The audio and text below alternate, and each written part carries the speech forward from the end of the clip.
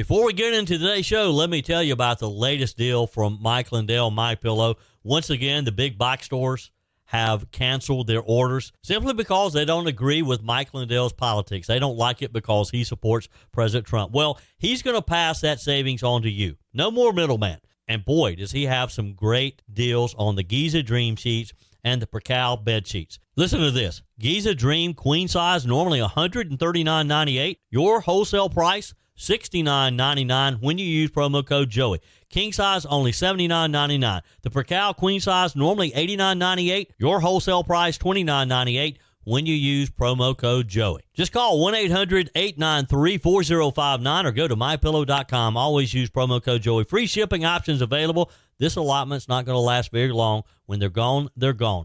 MyPillow.com.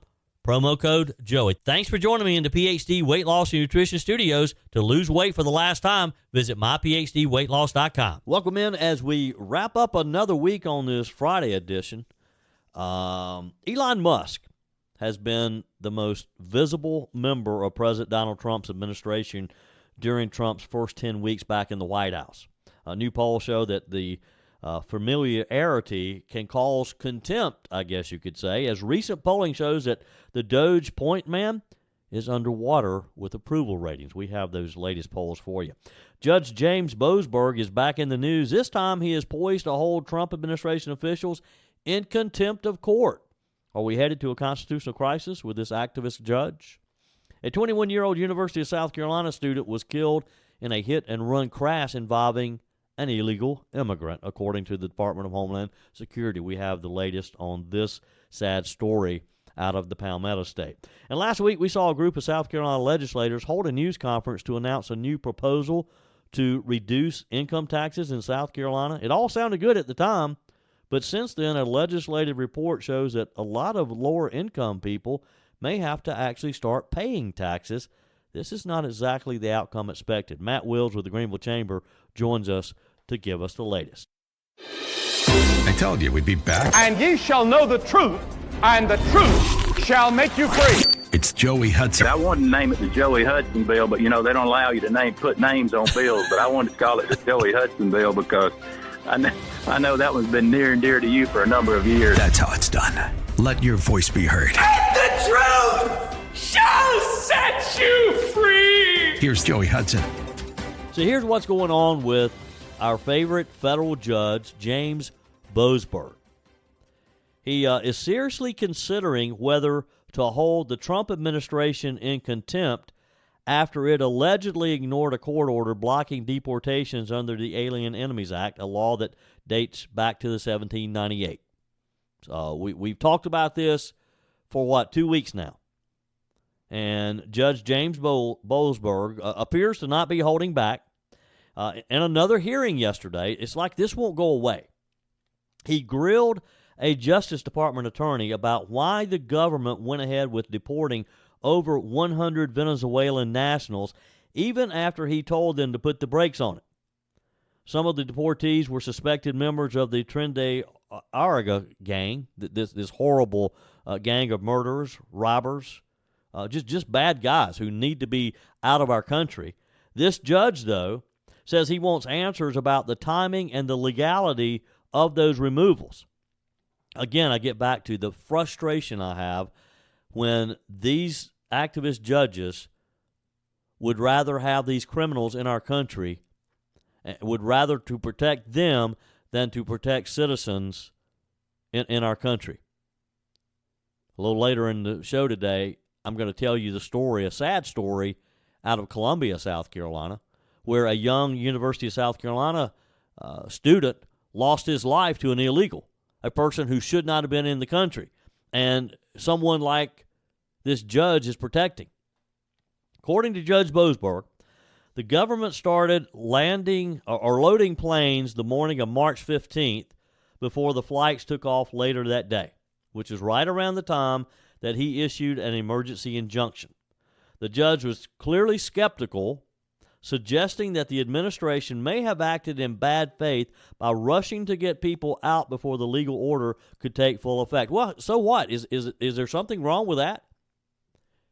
I mean, I don't know that that's the case, but if you suspect that this activist judge is about to try to stop you from doing something, aren't you going to go ahead and try to get it done? And is it illegal if you do it before the judge issues his order? Is his order even legal? I mean, again, the Trump administration at the time says that the flights were already over international waters. That's what Boasberg is trying to get at as he is grilling Trump administration officials on the timing of this. Boasberg asked a lot of pointed questions. Who knew about the order, when they knew it, who was on the calls, and why the government didn't share more information about the flights even in private, even with him if not publicly. The administration claims that some details were tied up in national security, but their own lawyer admitted the flight data probably wasn't classified. That didn't sit well with the judge, who said out loud, pretty sketchy. Look, Judge, your idea that these criminals should remain in our country, that's what's pretty sketchy. The judge also questioned why President Trump signed the deportation proclamation right before the flights and whether that timing was meant to give legal cover. Boasberg even wrote down the names of officials involved, double-checking their spellings and job titles himself, as if he's going to start investigating some of these. The big question now, and it is a big question, what next? Is the judge going to try to move forward with contempt proceedings, which would be a pretty major legal step? He's expected to make a decision, he says, sometime next week, and both sides are set to return to court Tuesday for more arguments on whether to block the policy more broadly. The Supreme Court needs to step in. This is the time for them to step in and stop this nonsense. You agree? This guy is bad enough that he issued the order. It's bad enough that we're having this debate and that we're on pause right now. We can't deport more of these criminals. We can't take them out of our country because of this judge. And now he wants to go after Trump administration officials, maybe hold them in contempt of court. Now, the president, for his part, as you know, has blasted Boasberg, calling him an activist judge. That's probably some of the nicer things that Trump has said about him, suggesting that he should be impeached. A Texas congressman has actually filed impeachment charges in the U.S. House of Representatives against this judge. Now, of course, there's a big debate about that, and I'm not so sure that impeachment is the proper course here. I think that Congress needs to take action. And by the way, that was one of the bills, a bill that would stop these rogue judges from doing this type thing, that was set to be voted on this week before Florida Representative Luna pulled her little stunt, and the House had to cancel all votes this week. They're expected to take that back up. But if the House can pass this and if the Senate can concur and pass it too, that's the proper way to handle judges like this. Let Congress spell out their boundaries very, very plainly so that a district judge like Mr. Boasberg can't issue a nationwide injunction. I mean, there seems to be a lot of support for that. I mean, I don't know that I've talked to a single member of the U.S. Congress or the U.S. Senate, and I've talked to a few this week. I don't know that anybody is opposed to that. So let's get it done. But that leaves us now with Boasberg running the show, and he doesn't seem to be amused at all by what he sees as a possible contempt to dodge a federal court order. Who knows? I think he probably would like nothing better than to try to charge a Trump official with this. Meanwhile, you got people like a illegal with a lengthy rap sheet who has been deported from the U.S. for the 40th time during a recent Trump administration immigration raid in Texas. His name is Julian Estrada Garcia, 36 years old. He got booted from the country by Immigration and Customs Enforcement officers along with another 173 illegal immigrants in a 2-week operation last month in Houston. The frequent border crosser was once again kicked back to Mexico from Texas. While in the U.S., Estrada Garcia committed several crimes, including driving while intoxicated, Fortunately, he didn't kill anybody. Possession of illicit drugs and fraud. He was also convicted of illegal entry in the U.S. 4 times, and this guy keeps coming back. Estrada Garcia was just one of several illegal migrants swept up in the Houston raid who had been deported a shocking number of times. ICE also deported a 48-year Mexican citizen with 13 previous removals from the U.S. and 25 criminal convictions, and a 50-year Florencia 13 gang member with a lengthy rap sheet as well. These are bad people. We got to come up with a way, and the message needs to be sent that you come here, you're going to be sent back as many times as we have to send you back. And if you keep doing it, we're just going to lock you up somewhere and maybe send you over to Guantanamo Bay. Let you spend some time over there and think about your situation. You agree? Hi, Joey Hudson here. You know, this spring there's a renewed energy and focus on efficiencies, and shaking up unhealthy habits don't serve us well. There's so much chatter about making America great again, but it starts in your home with you being the best, healthiest version of yourself. And PhD Weight Loss is doing their part because for the first time ever, the first 11 callers get 2 free weeks added to your weight loss program. That is huge. PhD's out to prove that you don't need Big Pharma to reach your goals. It just creates dependency, not long-term change. Dr. Ashley Lucas researched weight loss trends for years and discovered a scientifically proven way to retrain your body to burn fat efficiently without hunger, extreme exercise, or dangerous medications. PhD clients watch their belly fat disappear, their energy skyrocket, cholesterol and blood pressure normalize without starving themselves. I lost over 30 pounds and I've never felt better. So call now and mention promo code Joey for my 2 weeks for free with my program. Call 864-644-1900. That's 864-644-1900 or go to myphdweightloss.com. It's been quite interesting and fun to watch Elon Musk these past couple of months or so as his tenure as head of the Department of Government Efficiency, DOGE, one of President Donald Trump's most visible and disruptive second-term initiatives. However, that high profile, being out there every day with the president and just some of the programs that are drawing attention, is drawing increasingly sharp public backlash, even from some Republicans. This according to a number of national polls. With just weeks left before Musk's expected departure from his role in May, his approval is underwater. It surprised me when I started looking at some of these polling numbers, and his involvement in a controversial Wisconsin election this week that didn't turn out quite right has accelerated the political blowback as well. So let's take a look at some of the polls. And all these pollsters are very interested in Elon Musk now because they're wanting to convince the mainstream media, they're wanting to convince you and me that Elon Musk is bad for America. So let's take Reuters Ipsos, for example. This poll took effect March 31st through April the 2nd, so most recent. 39% have a favorable rating of Elon Musk. 57% have an unfavorable rating of Musk. That is he has a bigger negative than Donald Trump has ever had. Only 31% say that the administration is completely downsizing government without harming essential services. And that's the problem here, is now that we've gotten into the nitty-gritty, just about everybody has been affected in some way or some form or fashion. Remember in the early days, we were seeing all these social media posts from the Forestry Service people who claimed that they had been let go as non-essential workers. One of the things that I've been hearing a lot here in the upstate of South Carolina because of the wildfires that we've seen, everybody's questioning, well, did Forestry Service have enough personnel to fight this fire? There's sort of an undercurrent out there is that, had Trump not fired all the forestry people, maybe these fires wouldn't have spread so quickly.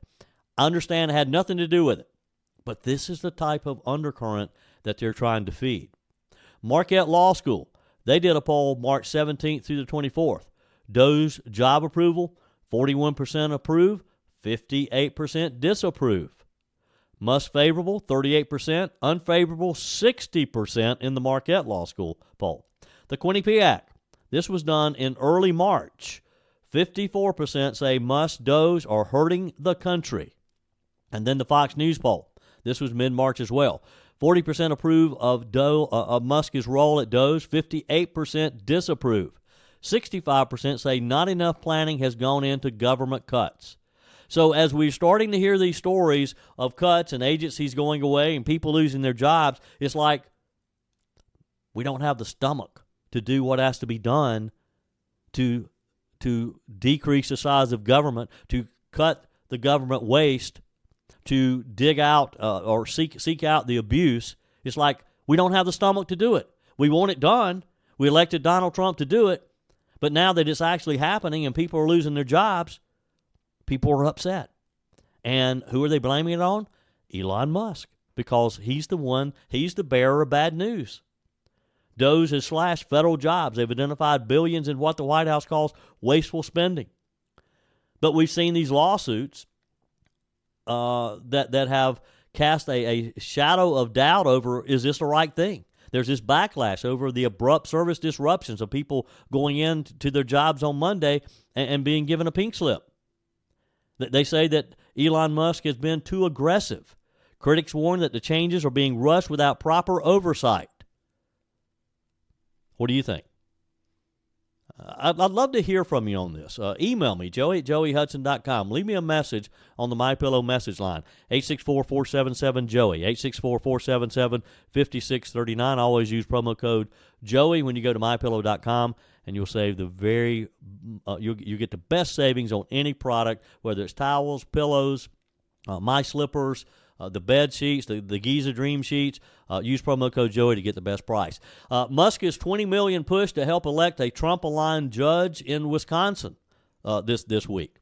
He spent $20 million of his own money, and some of the Trump supporters, some of the operatives, are privately blaming, this according to a couple of different reports that I've read, they're blaming Musk for turning that into this judicial race into literally a referendum on Trump and DOGE, and it didn't turn out too good.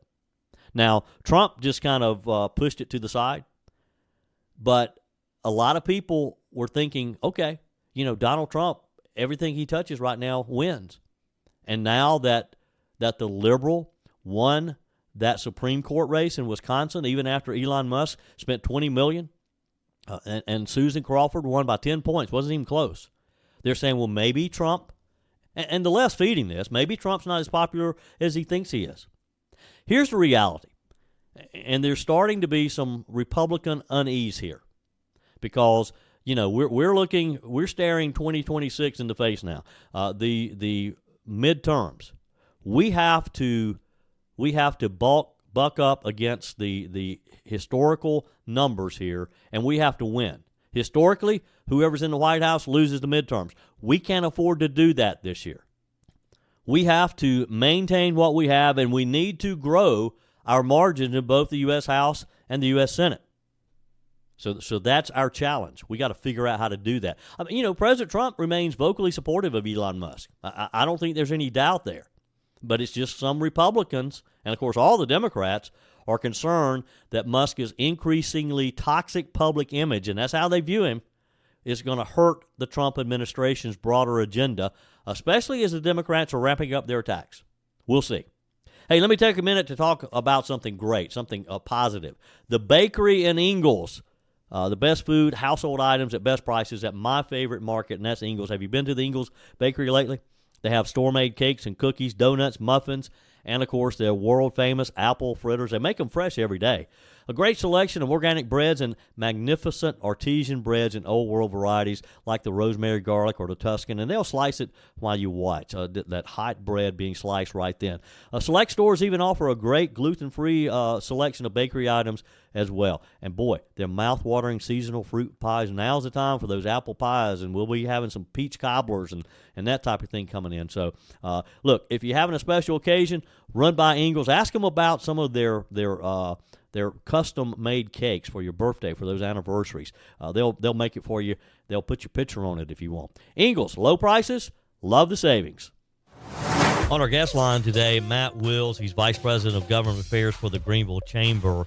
Matt's responsible for monitoring what is happening at all levels of government with a particular focus on the political issues facing business owners. It's a pleasure to have you back, Matt. Welcome. I appreciate it. Thanks for having me. All right, so for once, let's lead with something other than tort reform. We've talked anything but tort reform. Yeah, we've talked tort reform for months probably here. All right, so last week we touched on the House and the Senate GOP leaders announcing what was billed as a tax reduction, taking the state tax rate from 6.2 down to 3.99 next year, with potential to be lowered even further to 2.49. However, and that's a big however, groups have come out of the woodwork this week. There was a fiscal impact report released earlier in the week, and it appears maybe this is not a tax reduction for everyone. There are groups now saying that this is potentially a tax increase for some. Can you help us out here? Maybe bring us some clarity. Sure. So I think there, from the get-go in this particular discussion, there was this perspective that, hey, we're going to lower taxes for everybody. But in doing that, without creating any offsets or creating any other taxes to replace that, what do you have to do? You've got to broaden the tax base. And that brings in folks that have never paid taxes before or traditionally haven't paid taxes based on what they've made. And that's exactly what the House bill is proposed to do. It is taking our effective tax rate from 6.2% down to 3.99% initially, which creates a lowering for some, for the folks that are continuing, that have paid taxes in the past. But yes, it does effectively increase taxes for folks that haven't paid taxes before. And then there are triggers within this bill based on revenue numbers that the state gets to that would take that rate down to a flat 2.49%. There has been some discussion this week after some news reports and the fiscal impact statement came out that said, look, maybe we should start at the lower number and just keep it there. That lowers taxes for everyone for the most part, except for the folks that haven't paid them before. But yeah, this issue got a little muddy, and it got muddy pretty quickly. Well, I had some people on, as I mentioned, you and I talked about it briefly last week. I've had some people on the show in earlier part of the week talking about, this is something we've been working towards. This is going to be great. Mm-hmm. And then suddenly it was like overnight. You started seeing these posts on social media and various places, and I started getting emails and text messages, and you could tell it was coming from a coordinated effort because it was the same talking points. But I mean, sure, they're valid questions. For example, the South Carolina Freedom Caucus, in some of their social media posts, they say that a family making $63,000 will pay $738 more in taxes each year. They also cite the case of a single mom making the median income will pay $716 more per year. They talk about that this bill will increase taxes for 66% of the state. That's kind of hard to swallow if you thought you were going to a tax decrease. Sure, and again, this is one of those policy decisions that I think that electeds have to make at some point in time, and saying, all right, do we go ahead and bite the bullet early and maybe have a little bit of heartburn to begin with, and then it starts to level out, starting to flatten itself out to where it normalizes. As we get to the lower percentage numbers that bring us, below our neighboring states, and make us a little bit more competitive for workforce folks in South Carolina. But yes, there is this consternation currently about, hey, what is this actually doing right now? Because we didn't do this before, and now we're paying this. It's a little bit different way to think about things, and it's a different way to kind of account for things that the state has done before. But I think eventually, when we get down to that 2.49 number, or get that down to that 2.5% number, things will start to shake themselves out.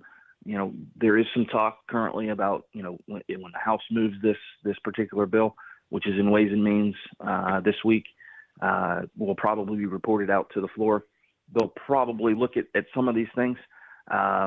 but there is a lot of discussion currently of the Senate looking at it with a little bit more detail and saying, hey, maybe we can get this less painful early and just make it what it is that we wanted to get to with the triggers to get us down to that 2.5 number, and maybe even lower than that. Yeah. To make some triggers get in place to get us down to a 0%. But we can't.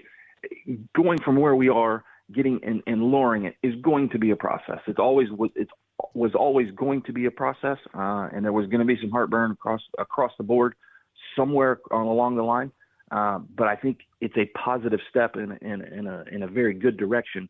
I think certainly these the heads are in the right spot. Maybe we can work on the process of this a little bit to make it a little bit less, contentious and a little less painful to begin with. But I think we're moving in the right direction. Yep. Matt Will's with me today. Matt, last Thursday I moderated a legislative town hall type forum.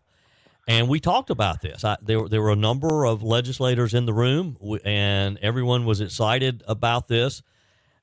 I don't know that anyone, and obviously I can't speak for them, but this never came up. I mean, everything we talked about was how this was going to reduce tax rates. I think if we had told the crowd of people that night that, hey, 66% of people in the state, which means probably a number of you in this audience tonight, your taxes are going to go up, they would not have been as enthusiastic. So my question to you is, did legislators know the ramifications of this, or is this just something once we got this report, they realized, oh, wait a minute, maybe this is not going to work the way I thought it was?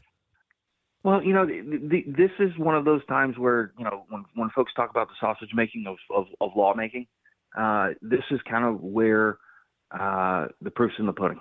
And, you can look at a good idea and say, all right, well, this is how we're going to get there.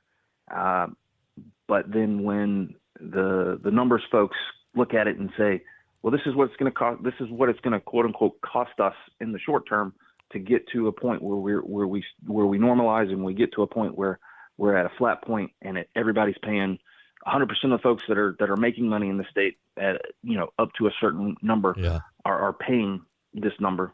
That there is change, and with change comes change. Yep. And I think that whether they knew it or not specifically, I think is kind of a moot point. True. And I say that True. just from the standpoint of we've got to do something to get our state in line with our neighbors. Yep. We have folks come into the state and staying in the state, but we continue to hear time and time again, we're higher than everybody else, and we're not necessarily getting the benefit of being higher than everybody else. So what are we there for? Yeah. And I think that when this fiscal impact statement hit, I believe it was on Sunday, I think, and all the news reports started hitting on Monday before we came back into session on Tuesday. I think that obviously there was some scrambling going on to figure out exactly if that's accurate or not. But I think, one thing is true to all of this.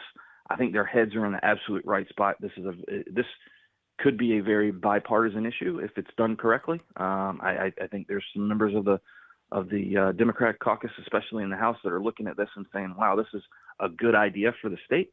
But again, proof's in the pudding in this. And I think that no piece of legislation is ever perfect, but it can be perfected through the process. Yep. And I think that's what we're going through. Well, I guess we need to do a little fine tuning here, Certainly. and that's part of the process. I get that. So, Matt Wills with the Greenville Chamber, always a pleasure. Appreciate your time today, and we'll check in with you again next week. Yes, sir. Looking forward to it. On our text line, Susan from Hartwell says, Anna Paulina Luna Pelosi. Oh, I see your play on words there, Susan. Luna Pelosi needs to get it through her head that proxy voting is unconstitutional. A lot of you responded to that. Scott in Toccoa says, on the vote by proxy law, I have a question. Is it necessary? Are there hordes of 9-month pregnant representatives waiting to vote in the U.S. Congress? To me, it seems like this is a non-issue designed to grab headlines or be a distraction from more important issue. Thanks, Joe. It is a distraction, and it is a good question. Are there how many members of Congress, how many females do we have serving who are pregnant who could potentially be in this situation, which I think is a good example of why you can't change rules like this to serve just a few. Proxy voting, I agree with the Speaker of the House, Mike Johnson. I think it's unconstitutional. Love to hear what you think. Text me, email me, joey@joeyhudson.com. Your comments are welcome on the Furman Ford text line, 864-477-JOEY. That's 864-477-5639. Emails always welcome, joey@joeyhudson.com. Speaking of the Furman Ford text line, it's never been more important to support locally run businesses owned by people who actually live here in the upstate.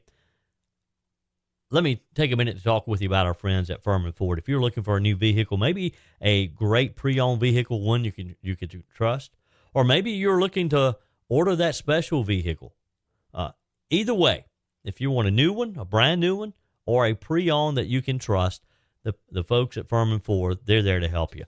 Their name is on the sign because their name is on the line, because every single transaction is important to them. Jim Furman, Matthew Furman. They do business the right way. When you stop by, when you give them a call, or maybe when you just send them a quick email, you're always going to have access to a member of the Furman Ford family. And by the way, they also offer great service, and you're not going to have to wait weeks and weeks to get it done. And you do not have had to purchase your vehicle at Furman Ford. Doesn't even have to be a Ford. They service all makes and models. Visit my friends at Furman Ford online at furmanford.com, furmanford.com. From the text line, texter says, Joey, I turned 55 today and I feel like 75. Realize life is short. Praise God I've lived this long. Single parent of a 9-year-old beautiful daughter, Roger. Well, thank you, Roger. Appreciate that. Texter, China gave Fauci kickback. Teach history, not just Common Core. In the 80s, they changed the history books. Now, no true history is taught. I would have to agree with that. Texter, good morning, Joey. I think it's a good idea to dismantle the Department of Education as long as Congress does it, because if it only takes a president to dismantle it, then that'll set a bad precedent for the future if a Democrat president becomes able to do it as well. I guess you make a point there that, you have presidents dismantling things. The next Democrat that comes along could do the same thing to a program that maybe Trump sets up. Good point. Appreciate your text. Faye on the MyPillow message line has this to say. Good morning, Joey. I come this morning concerned about the things taking place in our wonderful state of South Carolina. Sounds like this tax decrease is actually going to be a increase, not a decrease. Concerned about the problems with Planned Parenthood and all the details there. And last but not least, am concerned about the fact that South Carolina may have its own version of Dr. Fauci. And none of these things sound good. Joey, when you have an opportunity, I hope you will have time to give us your thoughts about these. Thanks, Joey. Continue your good work. Well, thank you, Faye. Appreciate the message on the MyPillow message line. Remember, always use promo code Joey when you go to MyPillow.com and place your order to get the very best price. Faye, just to answer one of your questions there, Dr. Simmer was voted down in the Senate subcommittee, so he will not be advancing. Governor Henry McMaster's choice to lead the Department of Public Health will not be moving forward, so you don't have that one to worry about. A sad story as we wrap up this week. We talk a lot about illegals who are in our country, and President Donald Trump and his administration trying their best to start deporting these people who are here who shouldn't be, the worst of the worst. Unfortunately, one of those was in Columbia, South Carolina this week when he killed a junior at the University of South Carolina in a hit and run near campus involving an illegal from El Salvador. This according to the Department of Homeland Security officials. In a post on X, Tricia McLaughlin, DHS Assistant Secretary for Public Affairs, said that the driver was in our country illegally, noting that 21-year-old Nathaniel Nate Baker should be alive today. Baker was the junior at the University of South Carolina. She wrote, DHS Gov prays for Nate's family, friends, and loved ones and will work every day to protect innocent Americans like Nate. The culprit, Rosali Fernandez Cruz, 24, is charged with hit and run resulting in death, failure to give information and render aid, failure to yield the right-of-way, and driving without a license, according to a statement from the Columbia Police Department.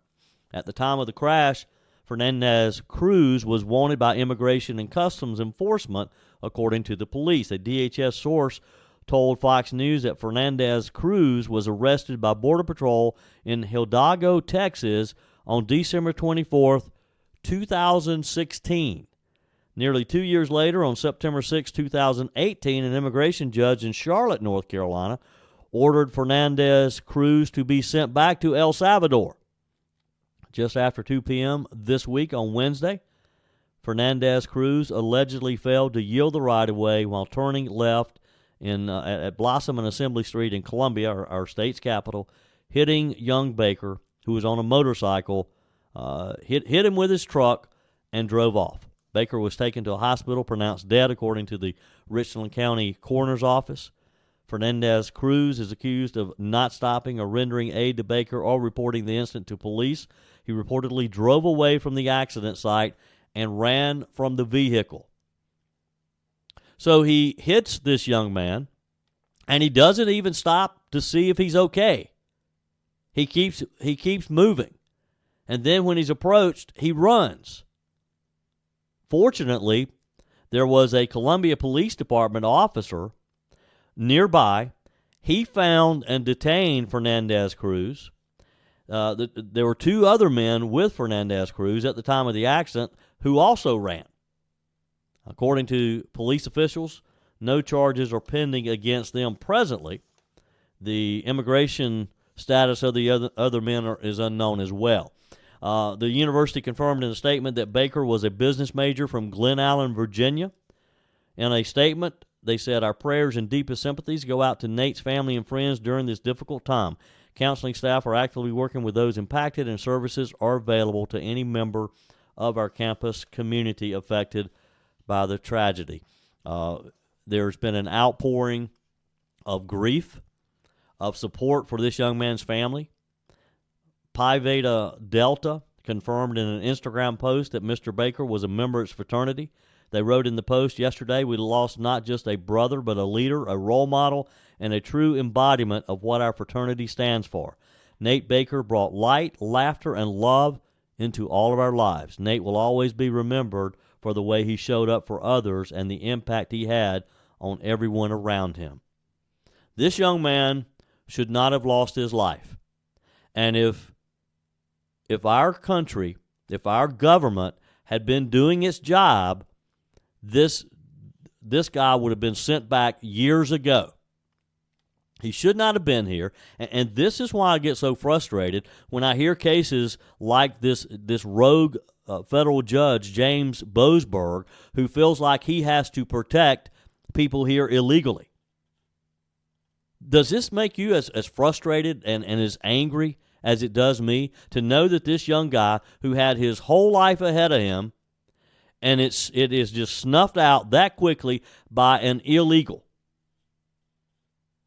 That's why we have to support Donald Trump and his efforts to find these people, find the worst of the worst, and as I said, according to the reports, this guy was wanted. ICE had been looking for him.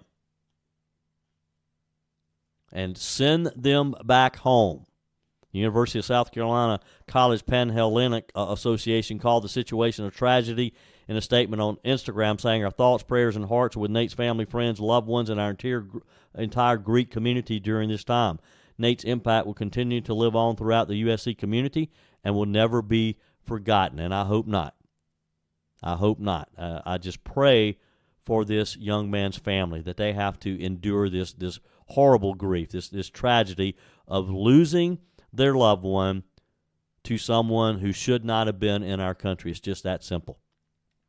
Pray for him. Pray for this family. Pray for the University of South Carolina community as well.